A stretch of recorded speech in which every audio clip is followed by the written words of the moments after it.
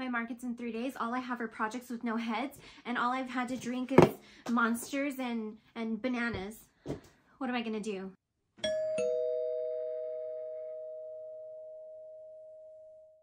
Hello friends, if you've clicked into today's videos, you're probably elbows deep in yarn, pulling your hair a little bit, maybe a few energy drinks deep, trying to get through this week and just trying to build up enough stock for your next market. Well, I've been there. That's usually always me. I never feel like I have enough. I think that's pretty common amongst crocheters when it comes to market prepping. Our stuff is all handmade. There's only so much that we can do in a week, and unfortunately our own limitation is the fact that our craft has to be handmade. So you're physically having to make everything. I totally understand. It can get overwhelming at times, especially when you feel like you're missing out on sales just because you don't have the capacity to build enough stock. Well, I'm here to help you out a little bit. I'm going to give you 3 crochet patterns today that work up in a very quick manner. They're very bulk friendly make, and they are going to be perfect for your next spring market, probably coming up this weekend, I'm assuming, with Easter on the way. All right, so let's hop into it. First up, we have the only pattern that I don't have here with me today because it did sell out at my last market.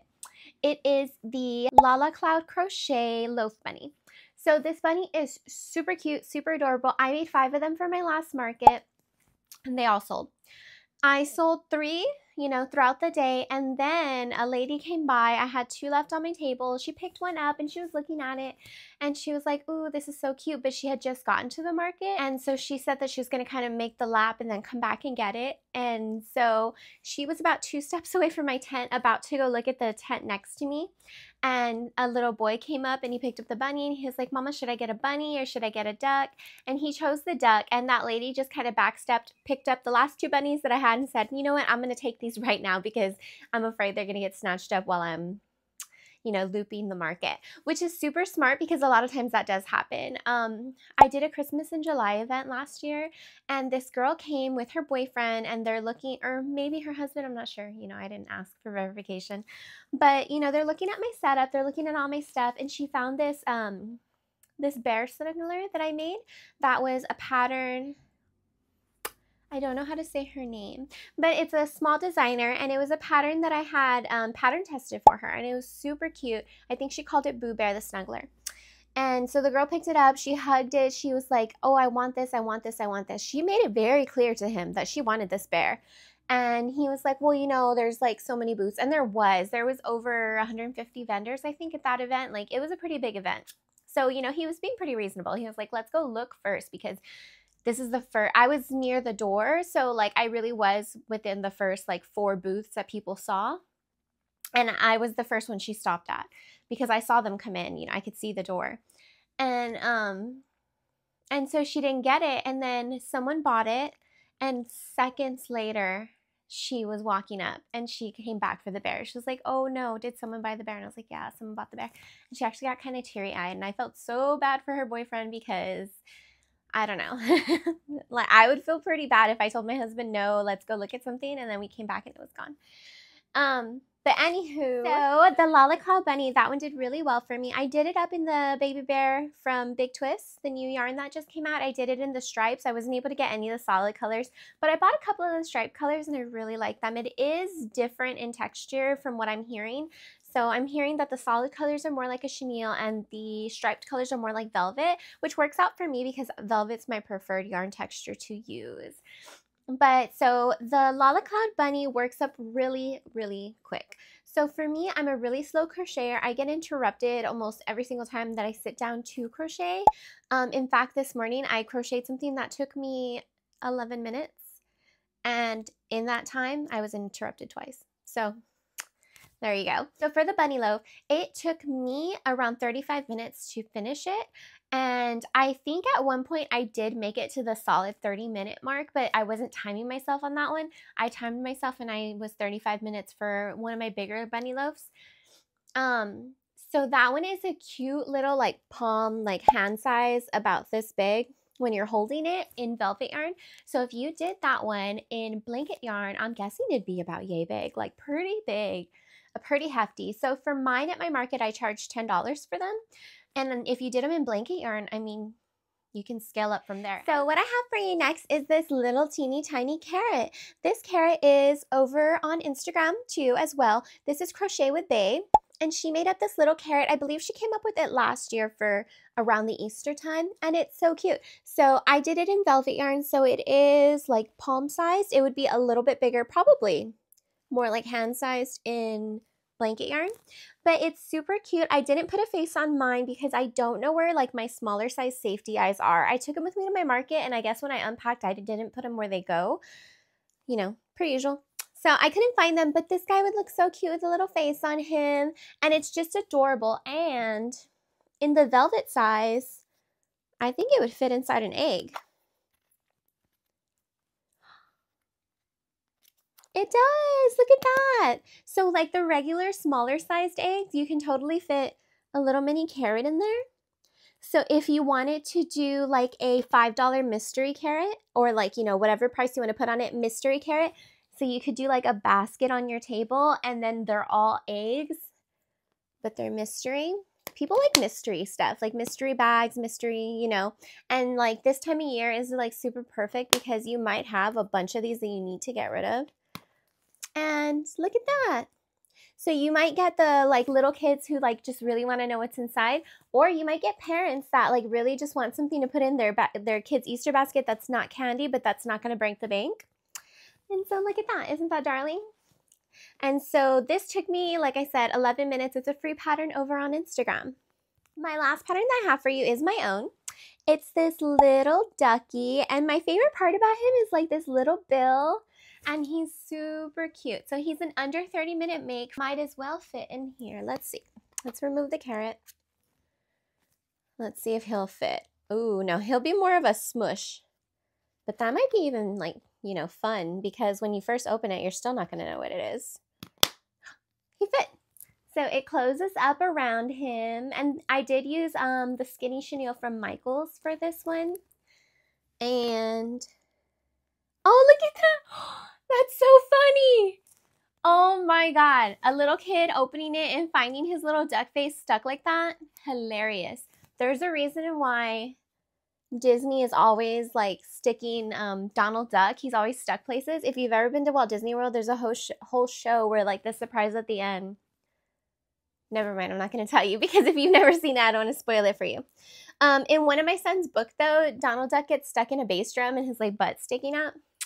That gives that vibe. Oh, that's so funny. But he pops right out, and he's still like perfectly shaped. That's so cute. So my favorite part of this pattern is like the way it's completely 100% no-sew. Oh, all three of these patterns are no-sew, by the way. So this is 100% no-sew. So you crochet the wings in, you crochet the tail on, you crochet these in. But like the way you crochet it in, it makes the bill do this like cute little sticky uppy thing. And I do have another example for you. So this one's my daughter's, so that's why I still have this one. I crocheted a few of them in the Baby Bear Big Twist, or Big Twist Baby Bear yarn. So they were a little bit bigger. They were about that big. And those sold way out in my market. I still have a few more, but I didn't bring any out to show you. And then I did do some in Sweet Snuggles Light by Michaels. Sweet Snuggles Light by Loops and Thread. And so this is the Sweet Snuggles Light version. So that's the same pattern, just different yarns. And for him, it's the same tail, but I just flipped it up to give it like a different look, you see? So I just like inverted it because in this yarn it was just a little bit bigger. And his bill does that like same like flippy thing. So it translates in different yarns. It still does that like it. Oh, I don't know. I don't know why I like it so much. I just do. And then on this one, I did do like 2 loops. So I just like chained 8 and I slip stitched back in, chained 8, slip stitched back in, and it created this cute little hairdo. So they just look like a little family. So that's 3 free 100% no-sew patterns for you to try out at your next market if you're feeling kind of stuck, if you're feeling kind of in a rut. So some market ideas I do have for you is for the ducks. I would do them only in neutral colors. I would do them in, you know, yellow or white, or if you're feeling like pops of color, I wouldn't do them anything like what I did the Big Twist Baby Bear yarn, and it was like a pastel striped color, so it screamed Easter. I wouldn't do anything that like is super 100% Easter specific, just because this weekend will probably be the last weekend that people are looking for Easter specific items. So I would keep them more spring, just so that if you have any left over, then you're still gonna have like cute stock for your next market. But at a spring market, they are extra cute. Another idea I have is if you do have any of these plastic eggs around, I would fill a bunch of them with like small little, you know, they could be Easter, they could not be Easter, they could be these patterns, they could be other patterns that just fit, and do a mystery one. And then I feel like people are going to pick out of that mystery basket because it's going to be so cute and fun, and it'll decorate your table. I love Christmas markets because I have a lot of Christmas decorations, and so I feel like my booth just looks so pretty and so festive. So for Easter, if you have a basket and it has like a whole bunch of these little eggs in them, it'll just look like it's full of spirit, which I love. And people love happy things, and it'll be like a whole bunch of colors, so that'll be so pretty. And you'll be able to get rid of some eggs if you have extra ones and you just hate holding on to them. If you like it, don't do that, because, you know, if you're trying to hold on to your eggs. So I do have a little bonus pattern for you. So this pattern is a free one over on my Instagram, and it's my little pocket chick. I do make these in velvet so that they are, you know, like palm size, pocket size. These ones won't fit in the regular size egg. If you do have like the larger eggs, it would.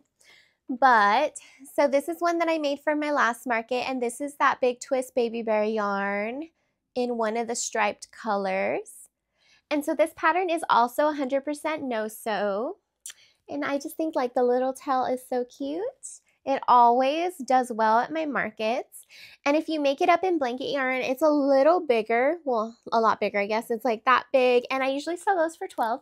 I do sell these for $5. I know some people sell this size for $8 who have made my free pattern, but I really like having a $5 item on my table just for my area.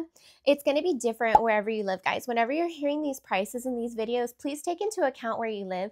If you live somewhere where the cost of living is really low and like, you know, affordable, then the living wage is also probably low, or like the average wage. It's not that there's not going to be anyone there that makes a lot of money. There probably are, but like just on average, the income is lower. So your prices might be lower and you might feel bad about that, but you shouldn't, because you're just pricing for where you live.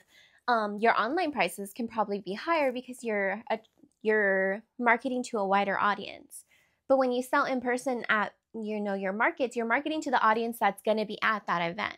So for me in my area, we have a pretty affordable, you know, cost of living in Texas. So for me in my area, I do $5 items, and this chick for me is one of them. So this chick is $5 items. The chick that was like a little bit bigger, or the duck in velvet yarn, is a little bit bigger, and those are $5 items. So I try to keep them around the same size so it makes sense. And then if I use blanket yarn for something, then I bump it up a couple of dollars. Not anything crazy. That's the chick. And this is free over on my Instagram. It's also no-sew. And also these could be interchangeably. If ducks aren't your thing and you prefer little chickens, there you go. All right, guys.